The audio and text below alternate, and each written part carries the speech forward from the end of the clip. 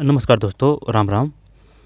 ये पेपर है और किसका पेपर है? केबीएस का पेपर है और पीजीटी का है और कंप्यूटर साइंस का है ना। जब कंप्यूटर साइंस से अपन को कोई लेना देना है नहीं है, क्योंकि उसको भी पढ़ लेते हैं। ये जो 80 क्वेश्चन है या फिर 100 क्वेश्चन है कंप्यूटर साइंस की, ये भी पढ़ लेते हैं, लेकिन उनका लेवल ही अलग है। यानी कि कहने का मतलब जो फर्स्ट ग्रेड से संबंधित है ना, वो क्वेश्चन आएंगे इसमें।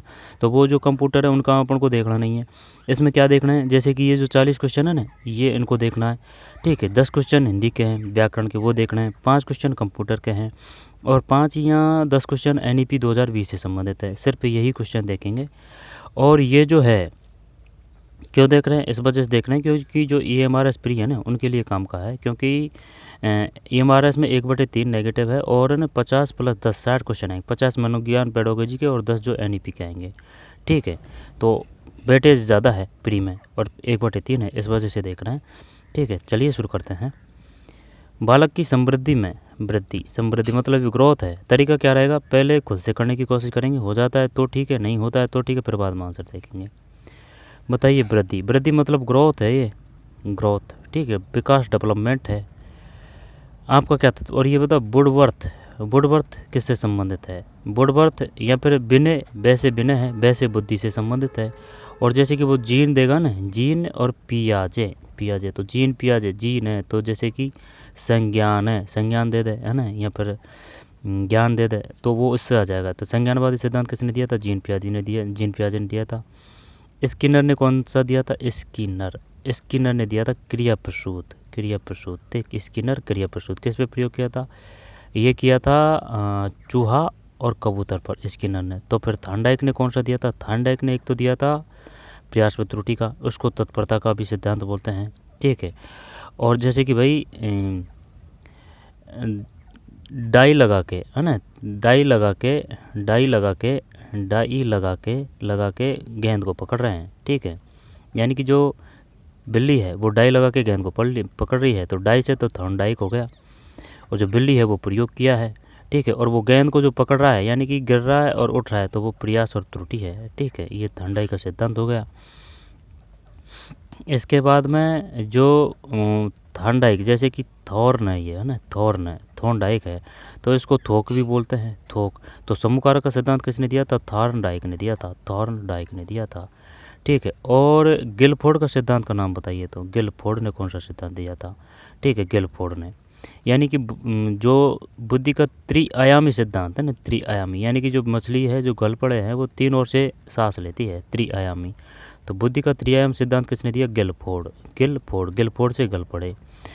और जो गार्डनर है, गार्डनर है, वो गार्डनर किससे संबंधित है? गार्डनर, गार्डनर उससे संबंधित है यानी कि बेल। ठीक है, तो हार्वर्ड गार्डनर, हार्वर्ड गार्डनर अलग है और फ्रोवेल अलग है। जो फ्रोवेल तो उससे संबंधित है किंडरगार्टन, किंडरगार्टन जो पद्धति दी है वो बेल ने दी है। यानी कि जो गार्डन होता है, गार्डन होता है, उसमें बेल होती है ना। ठीक है, तो किंडरगार्टन फ्रोवेल है। और ये जो मारिया मोंटेसरी है, वो मारिया मोंटेसरी है, मारिया मोंटेसरी है वो, मारिया। ठीक है, और 0 से 2 अवस्था है, उसको क्या कहा गया है? शेष अवस्था कहा गया है। और जो बाल्यावस्था है वो क्या है? तो फिर 2 से पूर्व बाल्यावस्था है शायद ये। और जो जीन पियाजे के अनुसार जो 12 से जो 18 है वो किशोरावस्था है, 18 या 19। ठीक है, और वो जो है NCERT उसके अनुसार जो किशोरावस्था है वो है 13 से 21 है, 13 से 21। और जो अपन आते हैं बुद्धि लब्धि में, वो अपना औसत क्या है? 90 से 110 है। ठीक, और जो गॉड गिफ्टेड है वो 140 से ज़्यादा IQ होता है। तो जड़ वाले बुद्धि किस में आएंगे? जड़ में, बताइए, जड़ वाले कौन सी बात में आएंगे? 25 से 35 है या फिर 20 से 35 है ना, ये ध्यान रखना पड़ेगा। और जैसे कि एक और है कि भाई ये बताइए 16 PF किसने दी है? PF, तो 16 PF है ना, उसका मतलब है यानी कि जो है ना केटल, यानी कि जो चाय की केटली है, चाय की केटली है, उसमें 16 जड़ी बूटी डाल के चाय पी रहे हैं। तो केटल से तो केटली से तो केटल हो जाएगा। 16 PF है, वो जड़ी बूटियाँ हैं, वो 16 PF है। ठीक है, और चाय क्या है? तरल है चाय, तो तरलता का सिद्धांत। तो 16 PF किसका सिद्धांत है? केटल का है। केटल ने कौन सा दिया था? बुद्धि का तरलता का सिद्धांत दिया था, केटली से केटल।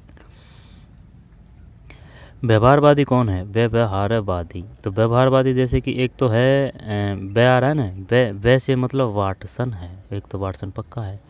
अब बात कर ले जैसे कि सूझवादी की, बताइए भाई सूझवादी कौन कौन है? तो सूझ है ना, तो एक तो ब्रदाइमर कोहलर कोप्पा है, ठीक, कोई दिक्कत। और जैसे कि जो वो है ना सूझवादी ने किनों पे प्रयोग किया था? चिंपांजी पे प्रयोग किया था, ठीक है। और बता देता हूँ, अब ये जो बताऊँगा ना मैं आपको, अब ये मैं बुक से बताऊँगा आपको, है ना, ऐसे नहीं है कि मैं मेरे दिमाग से बता रहा हूँ। अब ये जो भी बताऊँगा अब इससे आगे जो बुक से बताऊँगा। अब जैसे कि जो मैन वो बता देता हूँ। जैसे कि भाई ये बताइए, दो खंड का सिद्धांत किसका है? तो दो खंड का सिद्धांत है ना वो, जैसे कि स्पीयर और मैन। अब ये नाम तो एक है लेकिन इसमें दो नाम कर रखे हैं अपन, है ना, इसका विभाजन कर रखा है। तो स्पीयर और जो मैन है तो उसने द्विकारक सिद्धांत दिया था। भाई स्पीयरमैन नाम तो एक है ना, लेकिन इसका खंडन कर रखा है, यानी कि दो नाम है इसमें। तो द्विकारक सिद्धांत स्पीयरमैन का है, क्लियर। इसके बाद में 3 की भी बात करेगा तो 2 और 3 वो स्पीयरमैन ही है। फिर बुद्धि का बहुखंड का सिद्धांत है, जैसे कि बहु दे दिया इसने, बहु भी दे सकता है वो, है ना, समूह कारक भी दे सकता है, तो बहु दे दे या फिर समूह दे दे। यानी कि थोर्न का अपन ने कर रखा है थोक, तो थोक में जो चीज़ें होती है वो बहुत ही तो होती है, या फिर समूह में ही तो होती है, तो चाहे वो समूह कारक दे दे या फिर बहुकारक दे दे, है ना। तो ये थोंडाइका है, थोंडाइका। फिर समूह कारक ये थर्स्टन व केली का है, थर्स्टन, है ना, थर्स्टन व केली का समूह कारक सिद्धांत थर्स्टन व केली का है, थर्स्टन। तो जैसे कि भाई बहु है, बहुखंड है ना, तो वो तो थॉर्नडाइक है। लेकिन अगर ये देगा ना भाई समूह, तो ये अपन को ऐसे याद करना पड़ेगा, समूह है, तो समूह है ना वो थर्स्टन का है, थर्स्टन से तो कर सकते हैं। और वो समूह कारक है, वो बुद्धि का बहुखंड है, वो भी थॉर्नडाइक तोक से याद कर सकते हैं। तो इनमें अंतर रखना पड़ेगा, बहुखंड है वो थॉर्नडाइक है, नहीं खंड है वो थॉर्नडाइक का है।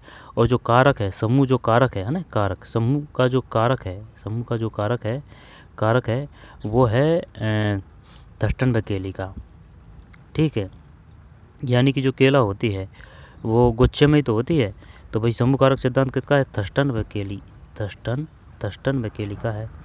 मनोविज्ञान के जनक विलियम जेम्स है, आधुनिक मनोविज्ञान के जनक विलियम जेम्स, ठीक है। प्रकार्यवाद संप्रवाद के जनक विलियम जेम्स, आत्म संप्रत्यय की अवधारणा विलियम जेम्स, शिक्षा मनोविज्ञान के जनक कौन है? तो थॉर्नडाइक है, ध्यान देना भाई। प्रयास में त्रुटि थॉर्नडाइक है, प्रयत्न में भूल का वही है ना। इनका जो सिद्धांत है उसको तत्परता का सिद्धांत भी कहा जाता है, तत्परता, ठीक है। फिर प्रयास व प्रयत्न थॉर्नडाइक, संयोजन बाद का सिद्धांत थॉर्नडाइक, उद्दीपन अनुक्रिया सिद्धांत Thorndike, S R theory Thorndike है। अधिगम का बंध सिद्धांत थॉर्नडाइक है। संबंधवाद के जनक थॉर्नडाइक है। प्रशिक्षण अंतरण व सर्वसम अव्यय का सिद्धांत थॉर्नडाइक है, ठीक है। बहुखंड बुद्धि का वो थॉर्नडाइक पहले भी देख चुके हैं, थॉर्नडाइक। बेने साइमन, जैसे कि बेने आ जाएगा, वैसे बुद्धि है, तो बेने एवं साइमन बुद्धि परीक्षण, ठीक। बेने साइमन बुद्धि परीक्षण के प्रतिपादक हैं। बेने साइमन एवं विशिष्ट तत्वों का सिद्धांत किसने दिया? स्पीयरमैन है। साइमन विशिष्ट है ना, यानी कि साइमन भी आ रहे हैं मानव और विशिष्ट भी आ रहे हैं, वो स्पीयरमैन है। तो कर सकते हैं जैसे कि मैन, ठीक है। मैन यानी कि नॉर्मल वाले इंसान और जो विशिष्ट इंसान है ना। तो बिने ये जो सामान्य एवं विशिष्ट तत्वों का सिद्धांत इस पर मैन का है। बुद्धि का त्रिआयामी, है ना, त्रिआयामी सिद्धांत, त्रिआयामी। तो ये गलपड़े हैं, है ना, गलपड़े, त्रिआयामी गलपड़े हैं। बहुबुद्धि सिद्धांत गार्डनर का है, यानी कि जो रेल की पट्टी है उस पर बहुबुद्धि लोग जाते हैं, तो बहुबुद्धिक सिद्धांत गार्डनर का है। और जो बुद्धि का त्रिआयामी सिद्धांत है वो गिलफोर्ड का है, त्रिआयामी सिद्धांत गिलफोर्ड का है। बुद्धि के संरचना का सिद्धांत गिलफोर्ड है। समूह खंड बुद्धि का ये थर्स्टन है। युग्म तुलना विधि थर्स्टन है। क्रमबद्ध अंतराल विधि के प्रतिपादक थर्स्टन है। समदृष्टि व अंतर विधि के प्रतिपादक थर्स्टन व जेब है। न्याय दर्शन प्रतिदर्श है, यहाँ से क्वेश्चन नहीं आया, है ना। और तरल, है ना, तरल दे दे, ये पहले भी बता चुके हैं अपन, जैसे कि तरल दे दे या फिर ठोस दे दे, तो ये किसका है? ये उसका है, आरवी केटल यानी चाय की केटली से याद रख सकते हैं। बुद्धि कै और बुद्धि खे का सिद्धांत हेव है, हेव है भाई। बुद्धि और बुद्धि क। बुद्धि इकाई का सिद्धांत स्टर्न व जॉनसन है। बुद्धि इकाई का सिद्धांत स्टर्न व जॉनसन है। आईक्यू सूत्र के प्रतिपादक विलियम स्टर्न है। स्टर्न यानी कि बुद्धि को स्टार्ट कर रहे हैं स्टर्न, ठीक है। तो आईक्यू है, उसके प्रतिपादक कौन है? विलियम स्टर्न है। विलियम स्टर्न है, ठीक है। और संरचनावाद संप्रदाय का जनक विलियम वुंट है। विलियम वुंट संरचनावाद संप्रदाय का जनक विलियम वुंट है। William Wundt. फिर प्रयोगात्मक मनोविज्ञान के जनक विलियम वुंट है। विकासात्मक मनोविज्ञान के जनक जीन पियाजे हैं, ठीक। मूल प्रवृत्तियों के सिद्धांत के प्रतिपादक विलियम जेम्स है। हार्मिक का सिद्धांत विलियम मैकडूगल है। मनोविज्ञान को मन मस्तिष्क का सिद्धांत पोम्पोलॉजी है। क्रिया प्रसूत अनुबंध सिद्धांत स्किनर है। सक्रिय अनुबंधों का सिद्धांत स्किनर है। अनुकूलित अनुक्रिया का सिद्धांत ई पावलोव है। संबंध प्रत्यावर्तन का सिद्धांत ई पी पावलोव है। E P. शास्त्रीय अनुबंधन का, है ना, चाहे वो संबंध दे दे या फिर शास्त्रीय अनुबंधन दे दे। संबंध का तो मतलब है प्रत्यावर्तन का सिद्धांत ई पी पावलोव। शास्त्रीय अनुबंधन का सिद्धांत ई पी, ठीक, ई पी पावलोव है। ई पी पावलोव है। प्रतिष्ठात्मक सिद्धांत ई पी पावलोव। प्रबलन का, है ना, जैसे प्रेवेलेन तो है ले, प्रेवेलन का सिद्धांत हल है। प्रबलन का सिद्धांत हल है, ठीक है। व्यवस्थित प्रकार सिद्धांत CL हल है। सबलीकरण का सिद्धांत CL है। सहवेली, अब सबली में भी ले आ रहा है, जैसे सहवेली, ये वैसे पूछा नहीं है ना, सहवेलीकरण, तो ये भी हल है। प्रेवेलेन है, वो भी हल है, ठीक है। फिर संपोषक का सिद्धांत CL हल है, ये पूछा नहीं है अभी तक संपोषक का सिद्धांत। चालक अंतर्नोद प्रणोद का सिद्धांत CL हल है। अधिगम का सूक्ष्म सिद्धांत कोहलर है। अधिगम का सूक्ष्म सिद्धांत कोहलर है। सूक्ष्म का सूझ का सिद्धांत, है ना, सूझवादी तो ब्रदाइमर कोहलर कोपा है ना, तो ब्रदाइमर कोहलर कोपा ही है। क्षेत्रीय की बात है ना, जैसे कि वो देगा, ये बता जो क्षेत्रीय है वो किसका है? क्षेत्रीय है। तो ये जैसे कि क्षेत्र में ऊपर की रे मात्रा लग रही है ना, तो कुर्तय क्षेत्रीय कुर्तलेपन है। तल रूप का सिद्धांत ये लेविन है। सामीप्य संबंधवाद का सिद्धांत गूथरी है। और शोइन का सिद्धांत टॉलमैन है, ठीक। संभाव्यता का सिद्धांत टॉलमैन है। साइन का, है ना, संभावना का सिद्धांत भी टॉलमैन है। अग्रिम संगठन प्रतिमान के प्रतिपादक डेविस आशुबोल है। क्या बोल रहा है? अग्रिम संगठक, है ना, अग्रिम संगठन प्रतिमान के प्रतिपादक कौन? अग्रिम संगठक प्रतिमान के प्रतिपादक डेविस आशु, है ना भाई, आशु आ रहे हैं, है ना, आशुबेल है। यानी कि अग्रिम संगठन प्रतिमान के डेविड आशुबेल है। अग्रिम संगठन यानी कि जब संगठन में रहते हैं ना, तो शक्ति रहती है तो कोई भी किसी भी मित्र को कोई भी क्षति नहीं पहुंचा सकता। तो वह भाव विभोर होकर आंसू बहा रहा है। तो डेविड आशुबेल अग्रिम संगठन प्रतिमान के प्रतिपादक डेविड आशुबेल है। भाषाई सापेक्ष प्राकलन के प्रतिपादक वहार्फ है। व्यवहारवादी संप्रदाय के जनक वैसे व्यवहार वैसे वाटसन है। और व्यवहार सिद्धांत का जनक क्लार्क है। सामाजिक अधिगम का सिद्धांत सामाजिक, है ना, ये आ चुका है। सामाजिक छोटी मात्रा आएगी। सामाजिक अधिगम का सिद्धांत अल्बर्ट बांडुरा है। सामाजिक अधिगम का सिद्धांत अल्बर्ट बांडुरा है, ठीक है। सामाजिक अधिगम सिद्धांत अल्बर्ट बांडुरा है। पुनरावृत्ति का सिद्धांत स्टेने होले है। और ये जो हॉल है ना, ये हॉल इसने ही जो है ना किशोर अवस्था को तूफान की अवस्था कहा है। तूफान यानी कि जो हॉल होता है कमरा का, उसमें भाई तूफान आ गया, ऐसे कर रखा है। तो ये जो किशोर अवस्था है, इसको तूफान की अवस्था किसने कहा है? JD स्टेने हॉल है। तो ये बताइए पुनरावृत्ति का सिद्धांत किसका है? पुनरावृत्ति का सिद्धांत किसका है? स्टेनेले हॉल है। अधिगम सोपानिकी के प्रतिपादक ये गहने हैं, है ना। जितने भी सिद्धांत हैं उनको क्लियर करेंगे, गहने हैं। विकास के सामाजिक प्रवर्तक एरिक्सन है। प्रोजेक्ट, इसमें कोई दिक्कत नहीं है। प्रोजेक्ट प्रणाली है ना, ये जॉन ड्यूबी है, ठीक है। प्रोजेक्ट प्रणाली, लेकिन ये बात कर रहा है प्रणाली की, है ना। तो प्रोजेक्ट प्रणाली है वो जॉन ड्यूबी है। लेकिन अगर वो दे दिया किलपैट्रिक की, किलपैट्रिक, तो किलपैट्रिक ये प्रोजेक्ट विधि है। प्रोजेक्ट प्रणाली, प्रोजेक्ट विधि, प्रोजेक्ट प्रणाली, इसमें जॉन ड्यूवी दे रखा है ना, जॉन ड्यूवी यानी कि डू यानी कि कुछ करो, है ना, जॉन ड्यूवी से कुछ करो यानी प्रोजेक्ट प्रणाली, है ना, यानी कि कर्म या करता है या फिर एक्टिव से याद रख सकते हैं, जैसे कि जॉन और ड्यूवी, है ना, तो ड्यूवी तो प्रोजेक्ट प्रणाली है। अधिगम मनोविज्ञान के जनक एविंग हार है। अधिगम अवस्थाओं के प्रतिपादक जेरोम बूनर है। अधिगम अवस्थाओं के प्रतिपादक जेरोम बूनर है। सामान्यीकरण का सिद्धांत CH जड़ है।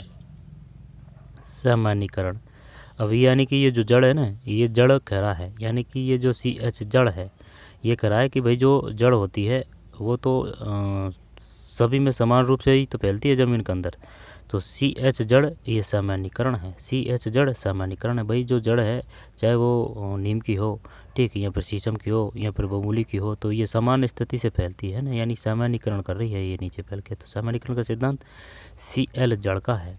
CH जड़, CH है जड़। शक्ति मनोविज्ञान का जनक वोल्फ है। अधिगम अंतर्कणों मूल्यों के अधिगम का सिद्धांत, ये तो नहीं पूछा उसने, है ना, बगले है। भाषा का, वो भाषा तो याद रह जाएगी, चौमस्की, है ना, चौमस्की यानी छोटे बच्चे हैं जो छोटी मिठाई है ना उसको बड़े चाप से चौंसते हैं, तो चौमस्की, है ना, भाषा का सिद्धांत चौमस्की है। मांग पूर्ति या फिर आवश्यकता पदानुक्रम का सिद्धांत मैस्लो है। मैस्लो क्या है, मांग पूर्ति दे दे या फिर आवश्यकता पदानुक्रम दे दे तो वो क्या है, मैस्लो है। फिर आत्मज्ञान का सिद्धांत मैस्लो है। स्वयं यथार्थकरण अभिप्रेरण का सिद्धांत मैस्लो है। उपलब्धि अभिप्रेरण का सिद्धांत डेविड C मैक्लिहंड। सीएल गुण या फिर विशेष सिद्धांत के प्रतिपादक ऑलपोर्ट है। ठीक है, सीएल गुण की बात करेगा तो कौन है, सीएल गुण की बात करेगा तो वही यानी कि ऑल पल्टी कर रहा है। ठीक है, ऑल पोर्ट है, सीएल गुण ऑल पोर्ट है। ठीक है, सिद्धांत के प्रतिपादक ऑल पोर्ट है। प्रोत्साहन का सिद्धांत बॉल्स पे काफमैन है। कथानक बोध परीक्षण गार्डन पे मुर्रे है। व्यवहार परीक्षण विधि हार्टसान है। किंडरगार्टन बालोतन विधि के प्रतिपादक प्रोवेल है। मनोविज्ञान विश्लेषण सिगमंड फ्रायड है। मनोविश्लेषण, ठीक है, मनोविश्लेषण विधि, तो इसमें कोई दिक्कत है, मनोविश्लेषण किसका है, सिगमंड फ्रायड है, यानी कि आग लगा रहा है भाई, है ना, सिगमंड फ्रायड। स्वप्न विश्लेषण सिगमंड फ्रायड। प्रोजेक्ट विधि विलियम हेनरी। प्रोजेक्ट विधि तो किलपैट्रिक की है भाई, ये इसने विलियम हेनरी की दे रखा है, कोई नहीं छोड़ता है। मापनी भेदक, ठीक है, मापनी भेदक एडवर्ड एवं किलपैट्रिक है। मापनी भेदक डाल्टन, मिस हेलेन व पारकास्ट है। डाल्टन का टे है और मिस हेलन पारकास्ट है। मैक्रोल विधि ओविड डेक्रोली है। विनिटिका विधि कालन फार्मसन है। ह्यूरिस्टिक विधि आर्मस्ट्रांग है। सामाजिक विधि प्रतिपादक मोरेनो है। भोग निर्धारण विधि के प्रतिपादक लिंकट है ना, कुछ थोड़े से खोल रहे हैं। एलोग्राम विधि के प्रतिपादक गेटमैन है। विभेद सावधानिक विधि के प्रतिपादक आसुगुण है। विभेद शब्द शरद सहचार्य FWAT है। स्टैंड विनय स्केल परीक्षण टर्मन है। भूलभुलैया परीक्षण पोर्टियस है। बैचलर वैल्यू बुद्धि परीक्षण B, ये तो आएगा नहीं। आर्मी अल्फा ये आर्थर M ओटिस है। Army beta Arthur M Otis. हिंदुस्तानी विनय क्रिया परीक्षण के प्रतिपादक C राइट। प्राथमिक वर्गीकरण J मुनरो। बाल अपराध विज्ञान के जनक CH ग्लोबेसो। वंशसूत्र नियम मेडले। ब्रेन लिपि लुइस ब्रेल। साहचर्य सिद्धांत के प्रतिपादक अलेक्जेंडर बैन। सीखने के लिए सीखना सिद्धांत हल्लो है। शरीर रचना सिद्धांत सेल्डन, ये तो याद है, से सेल्डन है, से शरीर है। व्यक्तित्व मापन के जीवन सिद्धांत प्रतिपादक गोल्डस्टीन है। ये इतने सिद्धांत है ना, जब इनमें जो मैन है ना वो उन पे ज़्यादा जोर देना है आपको। ठीक है, अब आगे चलते हैं।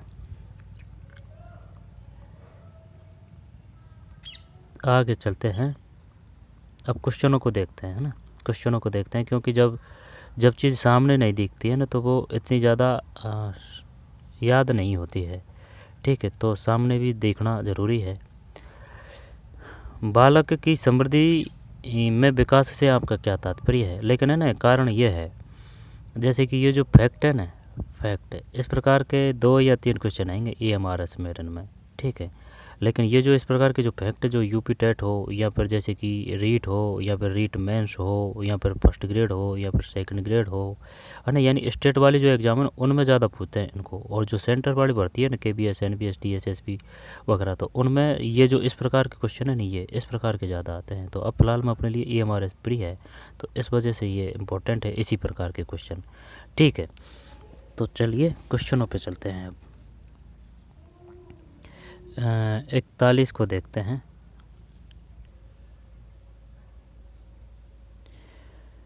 बालक की समृद्धि में विकास से आपका क्या तात्पर्य है? तो आंसर देख लेते हैं। जो 41 है उसमें एक है, यह बालक की समृद्धि क्रम में होने वाला गुणात्मक परिवर्तन है, ठीक है।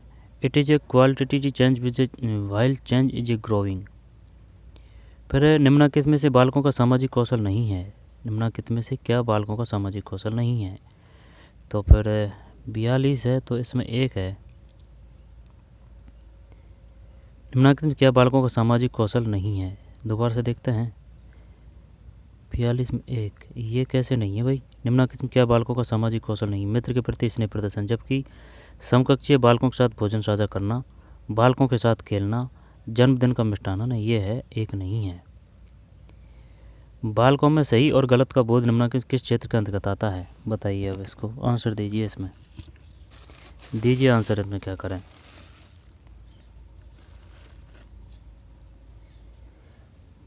बालक में सही और गलत का बोध निम्नलिखित में किस क्षेत्र के अंतर्गत आता है? तो कौन सा है ये? 43 है। 43 में एक है, सही और गलत, नैतिक क्षेत्र। फिर अब करेंगे, है ना, घ्राण जैसी संवेदी विकास निम्नलिखित किस क्षेत्र के अंतर्गत आता है? घ्राण, तो घ्राण को क्या बोलते हैं? घ्राण को बोलते हैं the sensory development like smell fall under which domain. घ्राण जैसी संवेदी विकास निम्नलिखित किस क्षेत्र के अंतर्गत आता है? तो 44 में 3 है, ठीक है, भौतिक क्षेत्र है, भौतिक क्षेत्र। घ्राण जैसे संवेदी विकास निम्नलिखित में किस क्षेत्र के अंतर्गत आता है? घ्राण जैसे संवेदी विकास निम्नलिखित किस क्षेत्र के अंतर्गत आता है? 3 है। 42 में 42 तो गया, 44 में 3 है, भौतिक क्षेत्र, भौतिक क्षेत्र। The sensor development like a small fall under which A domain, ठीक है, भौतिक क्षेत्र है। फिर इसके बाद में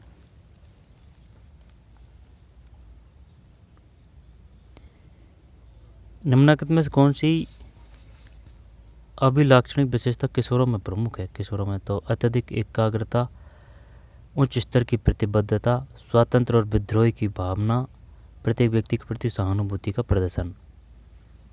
उच्च स्तर की प्रतिबद्धता, इंग्लिश देख लेते हैं, कुछ मिलेगा। हाई डिग्री ऑफ कॉन्ट्रडिक्शन, है ना, ध्यान की बात है। उच्च स्तर की प्रतिबद्धता, good degree of commitment, good degree. स्वातंत्र और विद्रोही की भावना, प्रत्येक व्यक्ति के प्रति सहानुभूति का प्रदर्शन।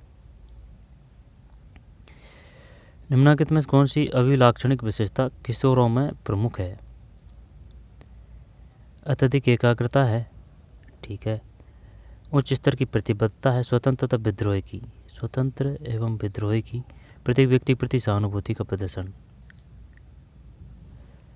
तो ये कर दें कि उच्च स्तर की प्रतिबद्धता।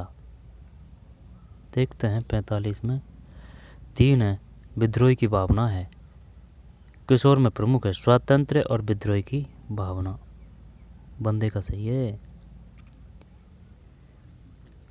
विद्यालयों में किशोरावस्था की समस्याओं से निपटने में प्रमुख चुनौती क्या हो सकती है?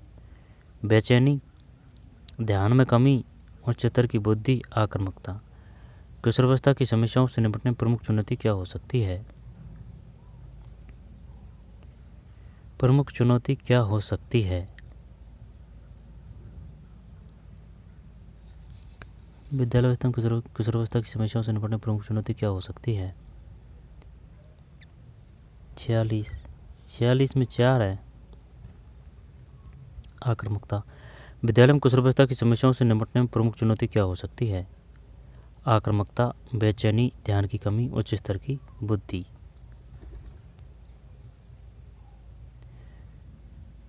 अध्यापक के रूप में आप माता पिता को अपने बालकों के अधिगम वृद्धि के संबंध में क्या सुझाव देंगे?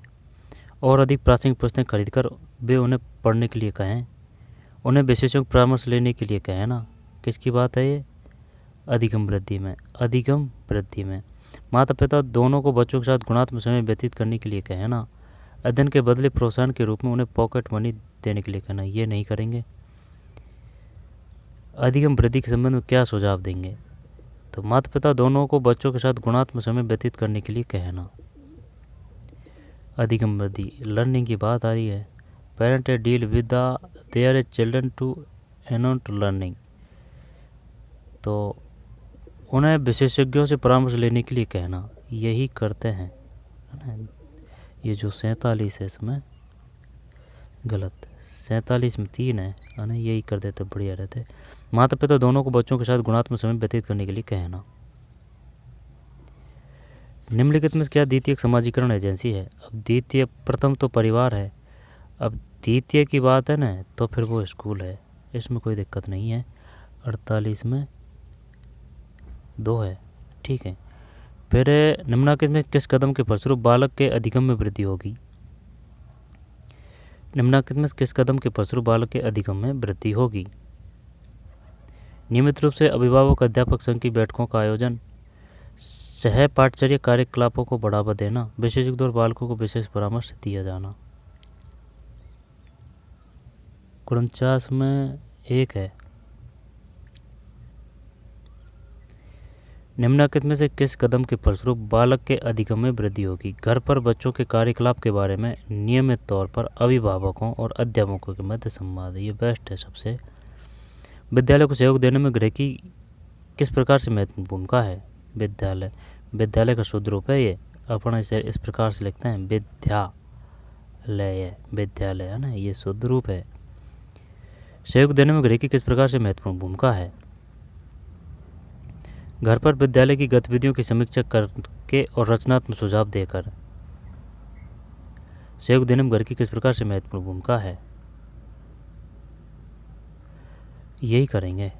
ये जो 3 है इसको देखते हैं 50 में, सही है, ठीक है। घर पर विद्यालय की गतिविधियों की समीक्षा करके और रचनात्मक सुझाव देकर।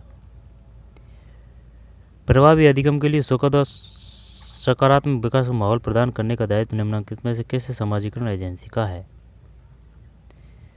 तो 1 मिनट दोबारा से देखते हैं ये क्या कह रहा है। प्रभावी अधिगम के लिए सुखद और सकारात्मक विकास का माहौल प्रदान करने के दायित्व का निम्नलिखित में से समाजीकरण एजेंसी है? जनसंचार, विद्यालय, परिवार या फिर अध्यापक वृंद, टीचर, फैमिली, स्कूल, मीडिया। सकारात्मक विकास का माहौल प्रदान करने का दायित्व निम्न में किस समाजीकरण एजेंसी का? समाजीकरण मतलब है grow environment effecting learning, socialising agency. तो क्या इसमें परिवार करें या फिर इसमें विद्यालय करें? प्रभावी अधिगम के लिए तो परिवार करें या फिर विद्यालय ने, जनसंचार माध्यम और ये तो नहीं करेंगे। तो क्या इसमें विद्यालय करते हैं ना, इसने भी 2 किया है 51 में, 2 है भाई, बच गए। विद्यालय। प्रभावी अधिगम के लिए सुखद और सकारात्मक विकास का माहौल प्रदान करने का दायित्व निम्नलिखित में से किस समाजीकरण एजेंसी का है? विद्यालय का है। बालक की समृद्धि में विकासात्मक कार्य क्या है? बालक की समृद्धि यानी कि ये ग्रोथ की तो बात है, समृद्धि का मतलब development task and child growth. जब बामन का मतलब है 3 है, ठीक। उपयुक्त समय में और बाल्यावस्था के सही चरण में जीवन कौशल का अधिगम। दोबारा से देखते हैं। बालक की समृद्धि में पहले तो ये बता समृद्धि कहते किसके हैं? जब वो what are the development task in age growth ही है ना, तो ग्रोथ है तो फिर कोई दिक्कत नहीं है। उपयुक्त समय बाल्यावस्था के सही चरण में जीवन कौशल का अधिगम क्या है कि है ना, ये इंग्लिश देख लेनी चाहिए। क्या है कि कभी तो जो हिंदी होती है उसका इंग्लिश में अर्थ अलग होता है, और जो इंग्लिश को ही लास्ट में सही माना जाता है, ठीक है। और अगर क्वेश्चन कुछ भी नहीं आ रहा है तो उसका कुछ भी अगर इंग्लिश देखेंगे ना तो कुछ तो मिलेगा। निम्नलिखित में किसी बालक के मनोगतिक क्षेत्र की संज्ञा दी जा सकती है? भावना, चिंतन, साइकिल चलाना, रोना। मनोगतिक, मनोगतिक है ना, तो ये तो यांत्रिक आ जाएगा, तो साइकिल चलाना मनोगतिक है ना। साइकोमोटर, साइकोमोटर साइकिलिंग ही करेंगे, क्योंकि एक बार और आया था इसी प्रकार का क्वेश्चन 53 में। 3 है, फिर निम्नलिखित में किस उदाहरण को बालक के संज्ञानात्मक अधिगम से समृद्ध किया जा सकता है? निम्नलिखित में से किस उदाहरण को बालक के संज्ञानात्मक अधिगम से संबद्ध किया जा सकता है? बगीचे में पादप के प्रकार का पता लगाना, नृत्य, गायन और रोना। निम्नलिखित किस उदाहरण को बालक के संज्ञानात्मक अधिगम से संबद्ध किया जा सकता है? किस उदाहरण को संज्ञान की बात आ जाए ना, जैसे कि अगर ज्ञान आ गया ना तो इसका मतलब ये है कि ये जीन पियाजे का है, तो जीन का भी न है, जीन न, तो जीन पियाजे का संज्ञानात्मक है, तो संज्ञानात्मक संबंध बोध पूछता है, चिंतन आएगा, बोध आएगा, ठीक है, यहाँ पर समझ आएगा, यहाँ पर अवधारणा आएगी, कॉन्सेप्ट आएगी, ये जो सब है ना ये संज्ञानात्मक आएगी, यानी कि जो मस्तिष्क से संबंधित जो भी घटना है वो संज्ञानात्मक में आएगी। 54 में 1 है, 1 का मतलब हो जाएगा बालक को संज्ञानात्मक अधिगम से संबंध किया जा सकता है बगीचे में पादप के प्रकार का पता लगाना, बगीचे में पादप के प्रकार का पता लगाना, ठीक है ना, ठीक है। Planted garden. ब वर्ग को कहा जाता है जब ये 1 में माना था, एनसीईआरटी ने 13 से 21 माना था भाई। किस अवस्था में किस ब वर्ग को कहा जाता है? ब वर्ग को कहा जाता है, तो 13 से 21 माना था भाई ये क्वेश्चन में। अगर जीन पियाजे की बात करें तो फिर वो 14 से 18 है। अब 14 से 18 इसमें है नहीं है, तो फिर क्या 10 से 19 कर दें? नहीं, तो क्या 18 से 21 वर्ष कर दें? ब वर्ग का मतलब क्या है? Adolescence is the fast between, किशोरावस्था की बात कर रहा है, 18 से 21 वर्ष के बीच। नहीं 18 तो नहीं आएगा भाई, तो फिर 10 कर दें, तो 10 तो काफ़ी छोटा हो जाता है, तो क्या 15 से 20 कर दें? देखते हैं भैया ना, नहीं आता। ये जो है 55 में 3 है, 10 से 19 ही है यार। ये कभी तो किसको मान लेते हैं, कभी किसको मान लेते हैं, अब क्या करा। अब एक क्वेश्चन में ये 10 से 19 माना है, और एक क्वेश्चन में इन्होंने 13 से 21 माना है, और जीन पियाजे ने उनका वो 12 से 18 है, उनमें ठीक कोई दिक्कत नहीं है, 18 या 19 जीन पियाजे का, 10 से 19 माना है भाई। 56 का क्या है? व्यवहार में परिवर्तन सामान्यता कहलाता है। समझ है, चिंतन है, अधिगम है, अनुभूति है। व्यवहार में परिवर्तन सामान्यता कहलाता है, तो व्यवहार में परिवर्तन जो है वो अधिगम कहलाता है। अधिगम, लर्निंग, थिंकिंग, अंडरस्टैंडिंग। व्यवहार में परिवर्तन सामान्यता कहलाता है। अंडरस्टैंडिंग, फीलिंग तो नहीं आएगा, थिंकिंग नहीं आएगा, परिवर्तन ही होगा ना, तो फिर इसका मतलब है लर्निंग है, सीखा है उसने तभी तो व्यवहार में परिवर्तन करेगा। 3 करते हैं, 56 में 3 है।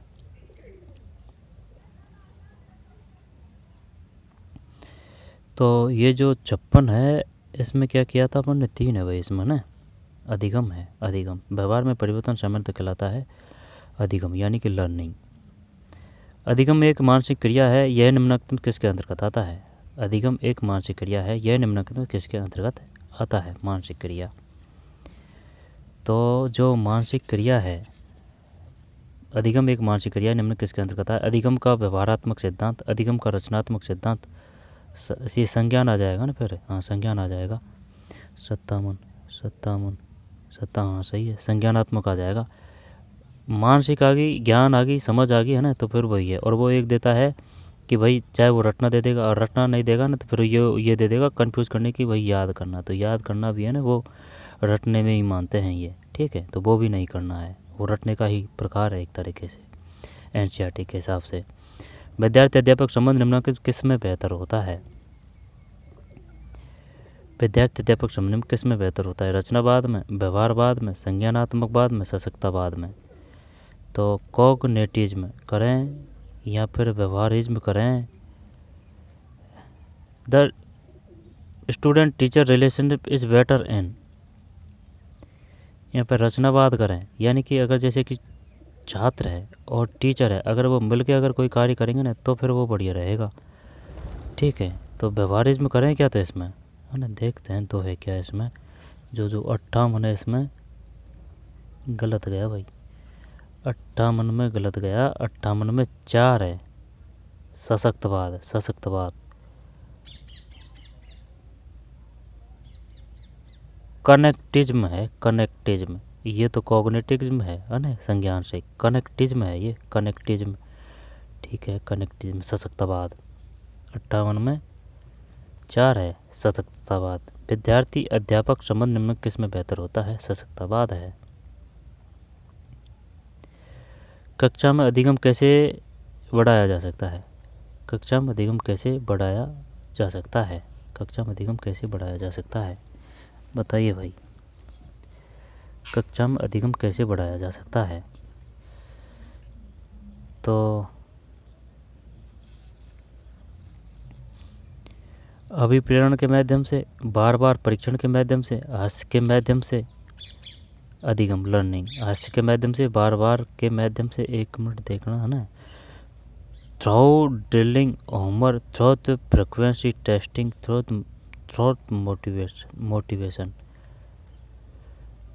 मोटिवेशन। अभिप्रेरण बेस्ट रहेगा, हास्य के माध्यम से, बार बार के माध्यम से, बार बार परीक्षण के माध्यम से। एक करते हैं मोटिवेशन। 59 में एक सही है।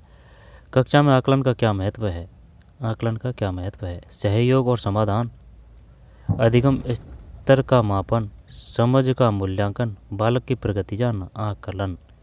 अब ये आकलन ना, ये काफ़ी दिमाग ख़राब करता है। एक तो दे देगा वो अधिगम का आकलन, अधिगम के लिए आकलन, ठीक है, अधिगम का आकलन है ना, तरह तरह से देता है वो।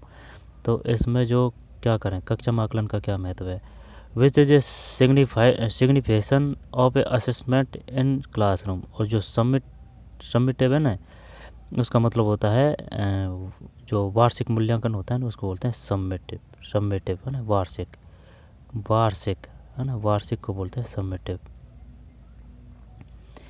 सेट में क्या है, सेट में 1 है, 1 का मतलब ये है सहयोग और समाधान। कक्षा में आकलन का क्या महत्व है, कक्षा में आकलन का क्या महत्व है, सहयोग और समाधान है, सहयोग और समाधान है। ठीक, कक्षा में आकलन का क्या महत्व है, सहयोग और समाधान है। आकलन का क्या महत्व है, सहयोग और समाधान। ठीक, सहयोग और समाधान। तो पढ़ नहीं पढ़ी, 2 बार से देखते हैं। कक्षा में आकलन का क्या महत्व है, आकलन मतलब असेसमेंट इज क्लासरूम, सहयोग और समाधान।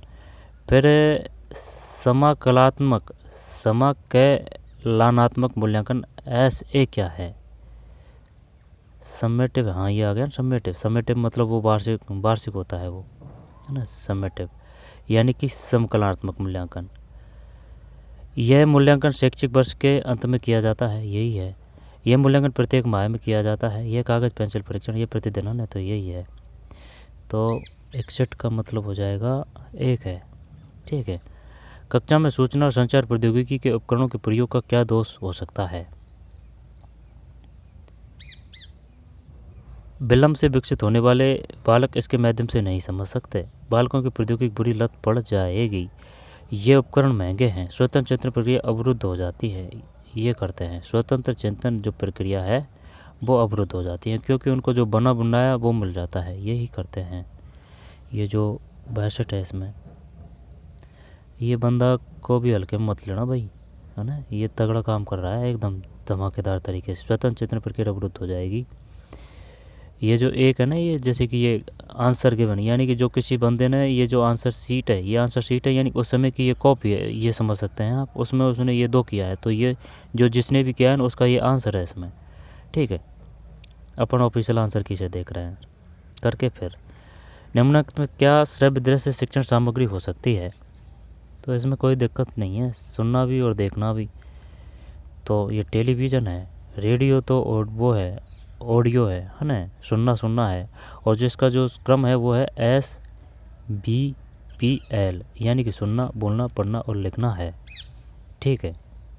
और जैसे कि वो व्रत चित्र देना है, व्रत व्रत व्रत चित्र, व्रत चित्र दे, व्रत चित्र दे, है ना। तो उसका मतलब है डॉक्यूमेंट्री। ठीक है, डॉक्यूमेंट्री है। व्रत चित्र का मतलब यहाँ पर चलचित्र का मतलब है ना। चलचित्र का मतलब तो नाटक आ जाएगा। चलचित्र, चलचित्र, चलचित्र, चलचित्र का मतलब तो मूवी हो जाएगा, है ना। चलचित्र का मतलब तो मूवी हो जाएगा, लेकिन जो व्रत चित्र है ना, व्रत चित्र, व्रत चित्र, इसका मतलब है डॉक्यूमेंट्री। ठीक है। चलचित्र वीडियो या फिर मूवी आ सकती है चलचित्र में। विद्यालय में वार्षिक योजना का क्या प्रयोजन है? इससे निर्धारित लक्ष्यों की प्राप्ति हेतु कार्य के लिए दिशा प्राप्त होती है। यही करते हैं। जो 64 है उसमें 3 है। फिर राष्ट्रीय शिक्षा नीति 2020 में ECCE के अनुसार प्राथमिक विद्यालय में निम्न किस अपेक्षा को प्राथमिकता के आधार पर पूरा किया जाता है? राष्ट्रीय शिक्षा नीति 2020 में ECCE के अनुसार प्राथमिक विद्यालयों में निम्नलिखित में से किस अपेक्षा को प्राथमिकता के आधार पर पूरा किया जाता है? ECCE ये है ना, ये जैसे कि ये ECC और E, इसकी फुल फॉर्म ध्यान रखना भाई, ये क्वेश्चन आएगा पक्का। ECCE NEP 2020 following is need the achievement poverty in primary school. राष्ट्रीय शिक्षा नीति 2020 में ECCE के अनुसार प्राथमिक विद्यालय में किस अपेक्षा को प्राथमिकता के आधार पर पूरा किया जाता है? प्रक्रियात्मक साक्षरता और संख्या ज्ञान है, बुनियादी साक्षरता और संख्या ज्ञान है, बुनियादी शिक्षा का सार्वभौमिकरण है, 8वीं कक्षा तक निःशुल्क अनिवार्य शिक्षा। इंग्लिश देखें क्या कुछ की? Free and the compulsory education till class 8, universalisation of elementary education, foundational literacy and numeracy, functional literacy and numeracy. अब ये फाउंडेशनल तो समझ में आ रही है बात, तो यही करते हैं अपन, है ना। यहाँ तो 2 है और यहाँ पर है 4।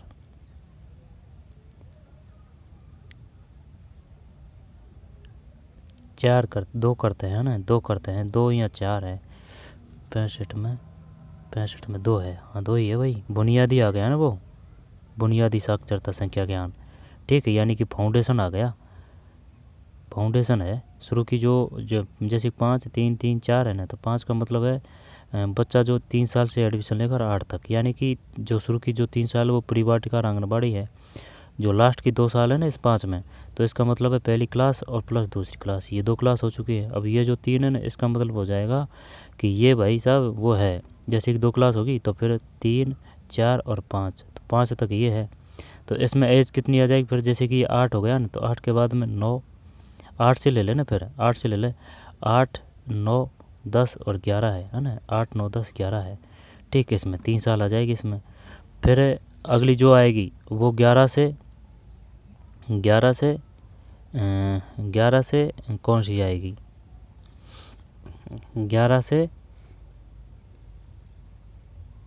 जैसे कि ये तो पता है अपन को, जो ऊपर ही ऊपर है ना उसका मतलब है सेकेंडरी का जो लेवल होता है वो है 9 से 12। अब 9 से 12 जब इसमें जो एज है ना, ये 12 से 18 है। इसमें कोई दोहरा है 12 से नहीं, ये जो 9 से 12 है ना, इसमें जो एज है वो है जैसे समथिंग क्या है ना, तो ये 14 से 18 है। कोई दिक्कत है इसमें?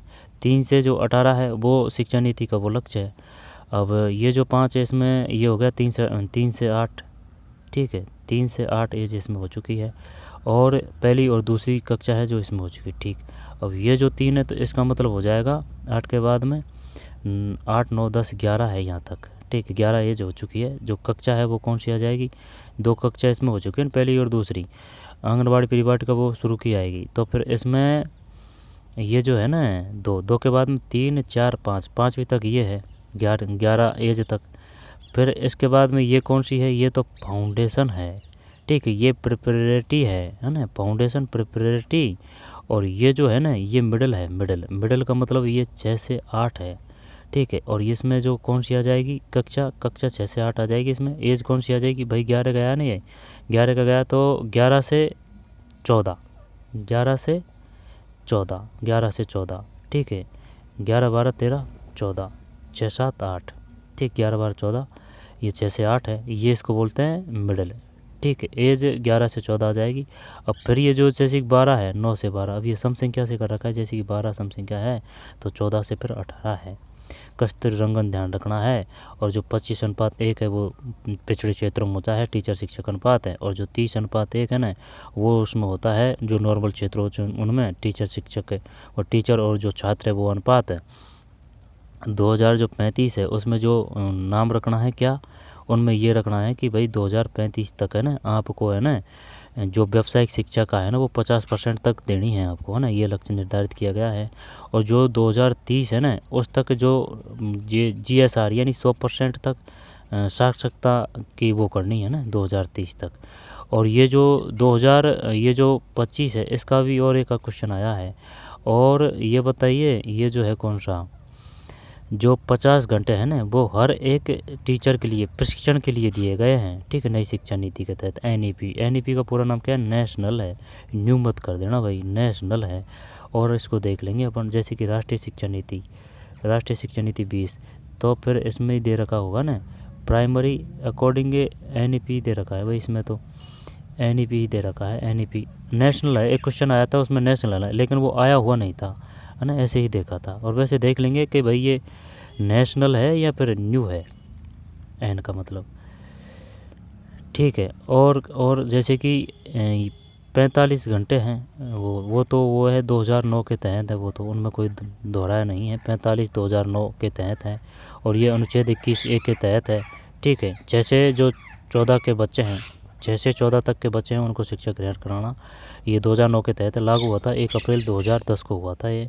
और ये जो 6 से 14 है ना ये तो नॉर्मल वाले हैं। और जो 6 से 18 है, 6 से जो 18 है वो दिव्यांगों के लिए है, ठीक है। वो 6 से 16 ज़रूर देगा ऑप्शन में गुमराह करने के लिए। 65 में 2 है, 2 का मतलब है बुनियादी साक्षरता और संख्या ज्ञान। राष्ट्रीय शिक्षा नीति 2020 में ECC, ये क्वेश्चन है ना, ये ECC इसकी फुल फॉर्म आ चुकी थी, बुनियादी साक्षरता और संख्या ज्ञान, ठीक है। इसका लक्ष्य रखा है 2030 तक, ठीक है, 100%।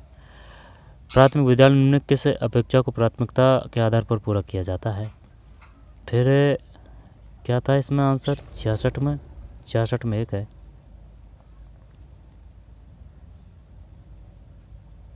66 नहीं, ये जो 65 देखना है ना अपन को, 65 में 2 है, बुनियादी साक्षरता और संख्या ज्ञान है, ठीक है।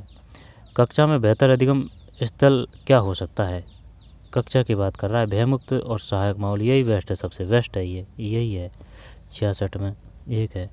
फिर निम्नलिखित में से क्या अधिगम में बाधक हो सकता है, तो शोरयुक्त, खराब वातावरण, आक्रामक असफलता का भय। जब सबसे बड़ी समस्या तो फिर ये आएगी, शोरयुक्त से तो भी निजात पालेंगे, खराब वातावरण से भी। पहले देख लेते हैं खराब वातावरण किसमें क्या है, poor potential, noise solution, fear of failure, principle का करते हैं, आक्रामक व्यवहार बिल्कुल नहीं चलेगा। 67 में यार इसने तो असफलता का भय, नहीं सही है। क्या अधिगम में बाधक हो सकता है, असफलता का भय। क्या है कि कभी कभी जो बच्चे हैं ना वो क्या करते हैं कि जैसे कि अब तो क्या सरकार ने 2 परीक्षा भी कर दी है साल में, लेकिन इससे पहले एक ही परीक्षा होती थी और अगर पास नहीं हो तो आपको फेल कर देते थे। फेल के चक्कर में क्या है कि जैसे कि अगर बच्चा पढ़ा नहीं है तो उसको टेंशन होने लग जाता है। वैसे भी जो पढ़ते हैं तो उनको ही ज़्यादातर जो टेंशन होता है, तो जैसे कि भाई परीक्षा आ रही है, अब जैसे कि वो काफ़ी बढ़ रही है, लेकिन उनके जैसे कि 8-10 दिन गए, परीक्षा चल रही है, 8-10 दिन गए तो वो जो दिमाग है ना उनका वो खिन्न हो जाता है। खिन्न होने के बाद में फिर वो पढ़ता ही नहीं है, ठीक है। अब परीक्षा तो देते हैं लेकिन, और वो बढ़िया भी अंक आ जाते हैं उनके, 60-65% पड़ जाती है खूब, ठीक है। पहली वाली बात कर रहा हूँ मैं, ये जो शतरंग वगैरह नहीं आए उनसे पहले की बात कर रहा हूँ मैं। तो वो जो कारण होता है ना वही असफलता का ही भय होता है। अगर ये नहीं होगा तो जो वो दिमाग खिन्न हुआ है, जो 8-10 दिन वो ख़राब हुए हैं ना, वो ख़राब नहीं होते हैं बच्चों के। शिक्षा मनोविज्ञान अनुसार अधिगम के संवर्धन के लिए निम्नलिखित में क्या सर्वोत्तम शिक्षण विधि है। शिक्षा मनोविज्ञान के अनुसार अधिगम के संवर्धन के लिए निम्नलिखित में क्या सर्वोत्तम शिक्षण विधि है। 68 में 2 है, अनुभवजन्य अधिगम। शिक्षा मनोविज्ञान के अनुसार अधिगम के संवर्धन के लिए निम्नांकित में से क्या सर्वोत्तम शिक्षण विधि है? तो 68 का मतलब 2 है, दोबारा से देखते हैं। शिक्षा मनोविज्ञान के अनुसार अधिगम के संवर्धन के बढ़ाने के लिए निम्न क्या सर्वोत्तम शिक्षण विधि है? अनुभवजन्य अधिगम है। अनुभवजन्य एक्सपीरियंटल लर्निंग। ठीक, 68 में 2 है, फिर 69 है। रचनात्मक अधिगम में अध्यापक की क्या भूमिका है? अध्यापक की क्या भूमिका है? तो इससे अधिगमकर्ता पर शर्तें अध्यारोपित की जाती है। इससे अधिगमकर्ता की असीम प्रश्न दिए जाते हैं। इससे अधिगमकर्ता को स्वतंत्रता दी जाती है। रचनात्मकता अधिगम, इसमें अधिगमता जबरन, ये 3 है। 69 3 है। ठीक है, 3 का मतलब ठीक है ना। इसमें अधिगमकर्ता को स्वतंत्र, रचनात्मक प्रोजेक्ट की बात है। प्रोजेक्ट का मतलब नहीं है, यह कॉन्टेस्टिव है रचनात्मक का मतलब। अध्यापक निम्नलिखित किसमें पर्यावरण को नियंत्रित करता है? तो फिर यथार्थवाद में, प्रकृतिवाद में, संज्ञानवाद में, व्यवहारवाद में। तो फिर ये जो 70 है इसमें 1 है, 1 का मतलब है व्यवहारवाद। अध्यापक निम्नलिखित किसमें पर्यावरण को नियंत्रित करता है? व्यवहारवाद। अध्यापक निम्नलिखित किसमें पर्यावरण को नियंत्रित करता है? व्यवहारवाद का मतलब क्या है? व्यवहारिज्म है। किसमें पर्यावरण को नियंत्रित करता है? 1 है। तो क्षेत्र में नहीं, हाँ क्षेत्र में 1 सही है। क्षेत्र में 1 व्यवहारवाद है। व्यवहारवाद, वैसे व्यवहारवाद वैसे वाटसन, वैसे व्यवहारवाद वैसे वाटसन है। संज्ञानवाद जीन पियाजे है। प्रमस्तिष्कीय शोध सेरेब्रल पाल्सी एक प्रकार का विकार है। यह निम्नलिखित में किसके अंतर्गत आता है? प्रमस्तिष्क शोध सेरेब्रल पाल्सी। बौद्धिक निषक्ता, मानसिक निषक्ता, ये तो नहीं आएगा ना। संवेद संबंधी निषक्ता सेरेब्रल, ब्रल मतलब दिमाग से संबंधित है। इंग्लिश और देख लेते हैं। Cerebral palsy kind disability come under intelligence disability, mental disability, physical disability, sensory disability. एक क्वेश्चन आया था हैंडीकैप से और एक आया था यानी कि शरीर का कोई अंग है वो नष्ट हो चुका है, तो उसके लिए आप कौन सा शब्द का प्रयोग करेंगे? हैंडीकैप का करेंगे या फिर हैंडीकैप था एक तो उसमें, और दिव्यांगजन को क्या बोलते हैं? फिजिकल हैंडीकैप है ना। एक तो हैंडीकैप था और एक और था उसमें, शानदार ऑप्शन था। तो 71 में 3 है। शारीरिक निषक्तता प्रमस्तिष्कीय शोध सेरेब्रल पाल्सी एक प्रकार का विकार है। सेरेब्रल पाल्सी एक प्रकार का विकार है। यह निम्नलिखित में किसके अंतर्गत आता है? सेरेब्रल शारीरिक निषक्तता है। शारीरिक निषक्तता है। 71 में 3 है। ठीक, दोबारा से देखते हैं। प्रमस्तिष्कीय शोध सेरेब्रल पाल्सी एक प्रकार का विकार, यह निम्न किसके अंतर्गत आता है? सेरेब्रल यानी कि ये वो है जो शरीर है ना, वो हाथ पैर कम काम करते हैं ना, शारीरिक निषक्तता सेरेब्रल। ठीक है, प्रमस्तिष्क की वजह से जैसे कि जो हाथ है वो सही नहीं चलते हैं। ठीक है, वो है ये शारीरिक निषक्तता सेरेब्रल पॉल्सी। डिस्ग्राफिया ये लिखने से है भाई, जैसे कि अगर ग्राफ आ रहा है तो आँख मीच के लिखने से करेंगे। लेकिन है ना एक क्वेश्चन और दिया था उसने, लेकिन उसने ना ये जो लिखने से भी संबंधित दिया था, उसने दिया था लिखने संबंधित पेशियों से, है ना, लिखने से संबंधित आने वाली पेशियों से, कुछ ऐसे था ऑप्शन, है ना। तो वो माना था, न कि लिखने का माना था। ठीक है, यहाँ पर पेशियों से संबंध, पेशियों के कारण लिखने में आने वाली रुकावट, है ना, ऐसे था ऑप्शन वो। डिस्ग्राफिया क्या विपरीत है? खराब अधिगम, अल्पदृष्टि, खराब लिखावट, यही है। ऑप्शन पे डिपेंड होता है। वो ऑप्शन शानदार था उसमें। 72 में 3 है। खराब लिखावट कैलकुलिया गणित से है। और जैसे कि डिस्प्रेक्सिया की अगर बात करेंगे ना, पैसिप्रेक्सिया वो पेशियों से है। पेशियों, डिस्प्रेक्सिया पेशियों है। ग्राफिया लिखने से, कैलकुलिया गणित से है। डिसलेक्सिया वो बोलने या पर पढ़ने से संबंधित है ना, जैसे कि एलेक्सा गाना चला, डिसलेक्सिया बोलने से, पढ़ने से भी आ जाता है उसमें। हो गया ना ये। और खराब लिखावट। फिर दिव्यांग बालकों के अध्यापक की क्या भूमिका है? तो समावेशी शिक्षा से आप क्या समझते हैं? समावेशी शिक्षा से आप क्या समझते हैं? ये क्वेश्चन भी आ चुका है। तो जैसे कि दिव्यांग और सभी के साथ समानता के व्यवहार किया जाए। ठीक है, ये नहीं है कि उदारतापूर्ण व्यवहार किया जाए, क्योंकि फिर उनमें हीन भावना आती है इन बातों से। दिव्यांग बालकों के अध्यापक की क्या भूमिका है? तो 73 में 1 है, यानी कि दिव्यांग बालकों के अनुकूल बनी बनाई अध्यापन तकनीक का आश्रय लेना। दिव्यांग बालकों का अध्यापन, अध्यापक की क्या भूमिका है दिव्यांग बालकों के अध्यापन में?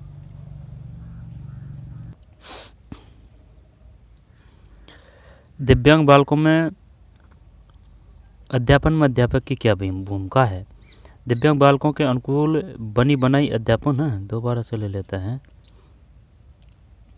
डिस्क्राफिया कोई दिक्कत नहीं है, ठीक है। दिव्यांग बालकों के अध्यापन में अध्यापक की क्या भूमिका है? दिव्यांग बालकों के अनुकूल बनी बनाई अध्यापन तकनीक का आश्रय लेना, यही किया था ना अपन ने 73 में। 73 में 1 है भाई, ठीक है। 1 का मतलब दिव्यांग बालकों के अनुकूल बनी बनाई अध्यापन तकनीक का आश्रय लेना है। Robot to tailor made a teaching technique to sight disabled children. विद्यालय विकास योजना क्या है? विद्यालय विकास योजना क्या है? तो एसएमसी वो अलग होती है, ये है एसडीपी है, ये स्कूल डेवलपमेंट प्लान, वो एसएमसी अलग होती है, अभिभावक वगैरह होते हैं उसमें। 50% महिला होनी चाहिए। तो ये स्टेट के हिसाब से बता रहा हूँ मैं, ये एसएमसी है ना, वो सेंटर के हिसाब से होगा, वो पता नहीं है। विद्यालय विकास योजना क्या है? तो नाम से ही पता चल रहा है, विद्यालय की सफलता के लिए निर्धारित मार्गदर्शिका नहीं है, शैक्षणिक योजना संबंधी विद्यालय की वास्तुकला के संबंध में कार्य नीतियों के क्रियान्वयन हेतु मार्गदर्शन।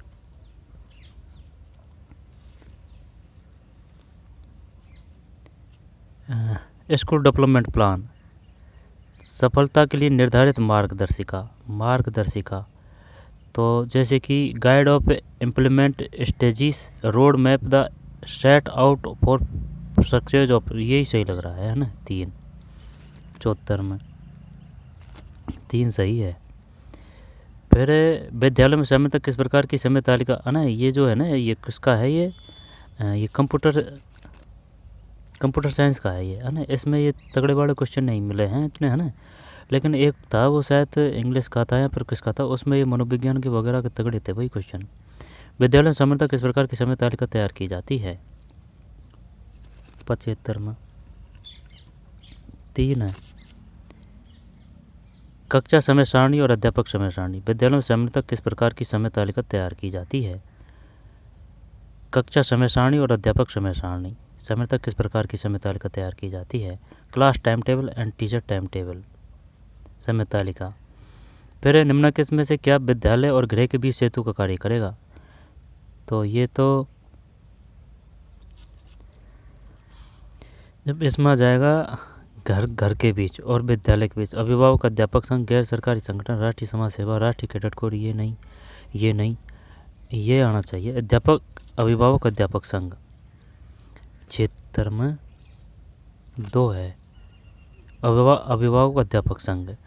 फिर बालक के विकास में प्रातःकालीन असेंबली की क्या भूमिका है? ये बड़ा सा कर दें क्या इसमें? इसका सामाजिक मूल्य और आत्मसम्मान विकसित करने में बालकों पर सकारात्मक प्रभाव पड़ता है, यही है 77 में। फिर राष्ट्रीय शिक्षा नीति 2020 में परिकलित बाल वाटिका कार्यक्रम क्या है? जब ये 5 वर्ष की आयु के पश्चात बालक बालिका का अधिगम, 5 वर्ष की आयु प्राप्त करने से पूर्व बालक बालिका का अधिगम, प्राथमिक कक्षा में बालक बालिका का अधिगम, प्राथमिक कक्षा में 8वीं कक्षा तक ये तो बिल्कुल नहीं आएगा। बाल वाटिका का मतलब होता है 3 से जो 8 है ना, उसमें 1 क्लास और 2 क्लास वो तो ऊपर की होती है, शुरू की जो होती है वो आंगनबाड़ी या फिर बाल वाटिका होती है। तो 5 वर्ष की आयु के पश्चात बाल वाटिका नहीं, 5 वर्ष की आयु प्राप्त करने से पूर्व बालक बालिका का अधिगम, यही आना चाहिए भाई। तो ये जो 78 है, इसमें 78 में 2 सही है, ठीक है। 5 वर्ष की आयु प्राप्त करने से पूर्व बाल बालिका का अधिगम।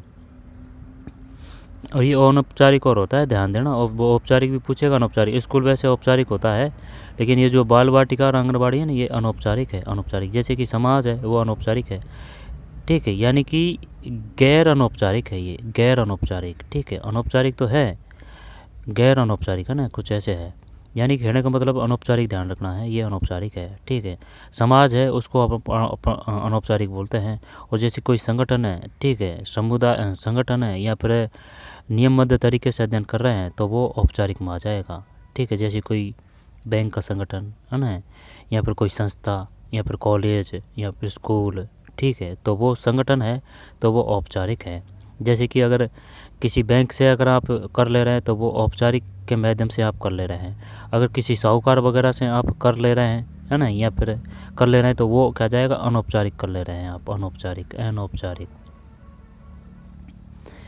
7-9 में 3 है। प्राथमिक विद्यालय में बुनियादी साक्षरता संख्या ज्ञान का लक्ष्य प्राप्त करने के लिए प्रौद्योगिकी हस्तक्षेप। राष्ट्रीय शिक्षा नीति 2020 में प्रस्तावित Diksha digital infrastructure for knowledge sharing का क्या लक्ष्य है? प्राथमिक विद्यालय में बुनियादी साक्षरता संख्या ज्ञान का लक्ष्य प्राप्त करने के लिए प्रौद्योगिकी हस्तक्षेप। तो 7-9 में 3 है, ठीक है, 7-9 में 3 है। शिक्षा के क्षेत्र में व्यवहारिकता सिद्धांत प्रैग्मेटिज्म के प्रतिपादक कौन है? शिक्षा के क्षेत्र में व्यवहारिकता सिद्धांत प्रैग्मेटिज्म के प्रतिपादक कौन है? पता नहीं है भाई। वैसे व्यवहार वैसे वाटसन है, इसमें कोई दिक्कत नहीं है, लेकिन प्रैग्मेटिज्म 80 में 4 है, जॉन डीबी है, जॉन डीबी। शिक्षा के क्षेत्र में व्यवहारिकता सिद्धांत प्रैग्मेटिज्म के प्रतिपादक कौन है? जॉन डीबी है, जॉन डीबी। अब है ना, ये कंप्यूटर के हैं, निम्न में से कौन सा एक कंप्यूटर प्रणाली का हार्डवेयर नहीं है? देख लेते हैं, है ना, ये जो इनको तो देख लेते हैं, कोई दिक्कत नहीं है, ये तो चाहिए भी, क्योंकि 15 क्वेश्चन आएंगे और सभी में आते हैं इस प्रकार के कंप्यूटर से संबंधित। ये हो गया। फिर 81, शिक्षा के क्षेत्र में व्यवहारिकता सिद्धांत प्रैग्मेटिज्म के प्रतिपादक कौन थे? Watson, Rousseau, Hegel, John Dewey. शिक्षा के क्षेत्र में व्यवहारिकता सिद्धांत प्रैग्मेटिज्म के प्रतिपादक कौन थे? तो वाटसन है, रूसो है, हेगल है, जॉन डीबी है। शिक्षा के क्षेत्र में व्यवहारिकता सिद्धांत प्रैग्मेटिज्म के प्रतिपादक कौन थे?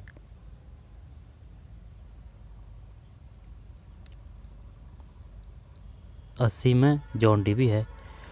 निम्नलिखित में कौन सा एक कंप्यूटर प्रणाली सिस्टम का हार्डवेयर नहीं है ना? ये कंप्यूटर के अलग ही रखेंगे, क्योंकि ये जो पूरे हैं ना कंप्यूटर के ही हैं, है ना, इनको अलग रखेंगे इनको। लेकिन अलग क्या रखें, इसमें जो क्वेश्चन है ना वो ज़्यादा हाई लेवल के हैं, है ना। ये देखिए अलग हाई लेवल के हैं। ISCII एनकोडिंग सिस्टम, इसकी विस्तृत परिभाषा क्या है? निम्नलिखित में किसी मामलों को सावेरा अपराध के दर्ज नहीं किया जा सकता। चलो इनको पढ़ ही लेते हैं, है ना, और अलग में पढ़ते हैं, ठीक है, अलग में पढ़ते हैं। लेकिन जो हिंदी व्याकरण के जो क्वेश्चन है ना उनको देख लेते हैं पहले। यहाँ आकर और यहाँ के लोगों तथा उनकी कार्य प्रणाली को देखकर मैं अनुमान करता हूँ कि हमारे देश में 2 चीज़ें बहुत आवश्यक है। जनसाधारण में शिक्षा का प्रसार और श्रमिक आंदोलन। भारत की प्रगति का मूल जनशक्ति ही है, इसलिए हमें जन शिक्षा और श्रमिक संगठन का प्रयास करना चाहिए, है ना। ये गद्यांश है, इनको कर देंगे। व्याकरण के जो क्वेश्चन है उनको देख लेते हैं। श्रमिक शब्द का मूल शब्द और प्रत्यय है। श्रमिक शब्द का मूल शब्द और प्रत्यय है। श्रमिक शब्द का मूल शब्द और प्रत्यय बताना है भाई। श्रमिक है, श्रमिक श्रमिक श्रमिक श्रमिक श्रमिक श्रमिक श्रमिक श्रमिक श्रमिक श्रमिक श्रमिक श्रमिक श्रमिक एक आ रहा है ना, एक आ रहा है श्रमिक, श्रमिक, है ना, मिक तो नहीं आएगा, है ना, मिक तो हटा ही दें। श्रम प्लस एक है या फिर परिश्रम प्लस एक है। जब मूल शब्द भी तो करना है तो श्रम है, इसमें एक है। ये जो 15 है, इसमें 15 में एक है, ठीक है। श्रम प्लस एक श्रमिक। सामाजिक शब्द में प्रत्यय है सामाजिक, सामाजिक छोटी मात्रा है, तो सामाजिक है ना, ये कह नहीं है, जिक नहीं है। जब ये एक करें या फिर ये एक करें, सामाजिक बड़ी मात्रा हो जाएगी, फिर तो 1-2 करते हैं। ये जो 16 है इसमें 2 है। सुबोध का दुर्बोध है, कोई दिक्कत नहीं। तथास्तु का संधि विच्छेद है, तथास्तु का, तथास्तु तथास्तु तथास्तु, आस्तु आ रहा है ना बाद में, तो सत नहीं है, अस्तु नहीं है। अब तत् प्लस आस्तु है या फिर तथा प्लस आस्तु है, तत् प्लस आस्तु, तथास्तु या फिर तथा प्लस आस्तु, तथास्तु। शायद 1 करें या फिर 2 करें, तथा प्लस आस्तु। 1 देखते हैं, अगर ये मान लेता है तो 18 में गलत है भाई, 18 में 3 है। अच्छा, तथा प्लस अस्तु है, सही है, सही है। तथा प्लस अस्तु है, तथास्तु। तत् प्लस आस्तु, नहीं।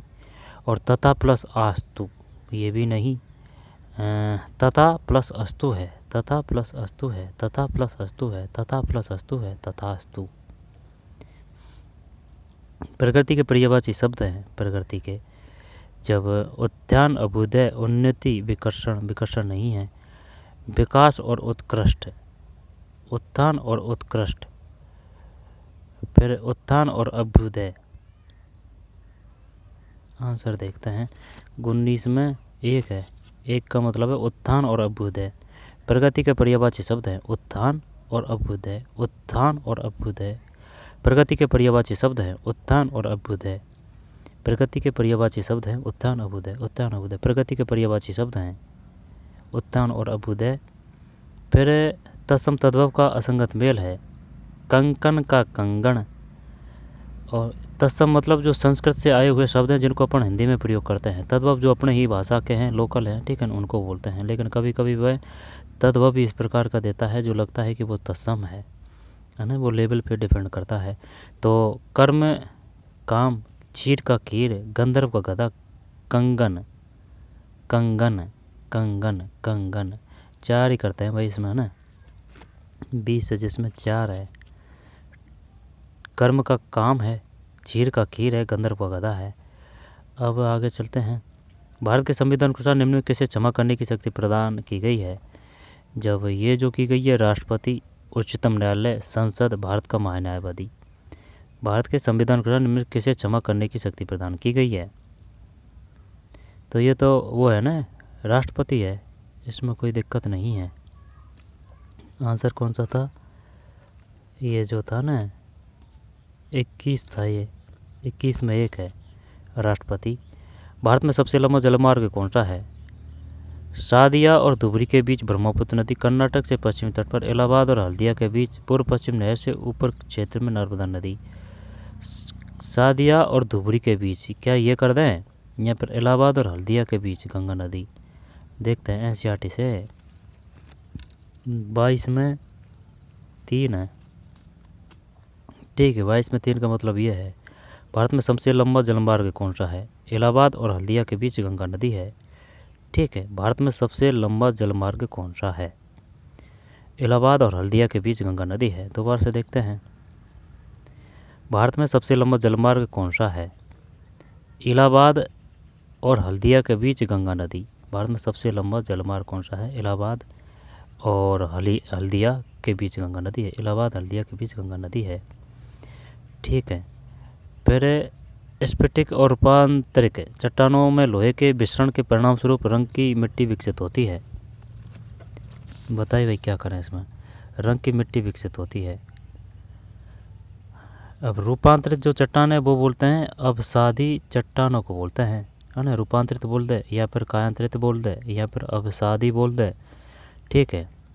तो जैसे कि अवसादी, अवसादी मतलब अवसाद होता है, ठीक है। रूपांतरित मतलब जैसे कि आकार बदलता है।